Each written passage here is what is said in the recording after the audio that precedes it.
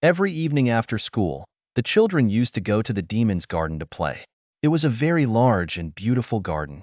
The grass was lush and soft. Beautiful flowers bloomed here and there on the grass like stars. There were 12 apricot trees there. When spring came, pink and white flowers like pearls bloomed on those trees. In autumn, juicy fruits appeared on them. Sitting on those trees, birds sang such sweet songs that the children often stopped playing to listen to them. They would say to each other, "We are so happy coming here." One day, the demon returned to his home.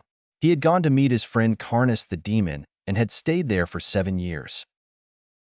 When the 7 years were up, he had said everything he needed to say to his friend because he was not one to talk much, so he decided it was time to return to his castle. When he returned, he found the children playing in his garden. "What are you doing here?" he roared in his terrifying voice, causing the children to run away, putting their hands on their heads. "My garden is my own garden," the demon said. "Everyone should understand this. I will not allow anyone else to play here except me." He then erected a high wall around the garden and put up a notice board stating that action would be taken against unauthorized entry. He was a very selfish demon. The poor children now had no place to play. They tried playing on the road, but the road was filled with dust and harsh stones, so the children did not like it. After finishing their studies, they would talk about the beautiful garden inside the high wall. "We were so happy there," they would say to each other. Then spring came.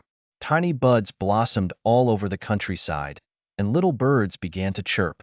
But in the selfish demon's garden, winter still prevailed. There were no children there. So, the birds did not sing there, and the trees forgot to bear fruit and flowers. Once, a beautiful flower raised its head from the grass, but when it saw the notice board, it felt very sad about the children.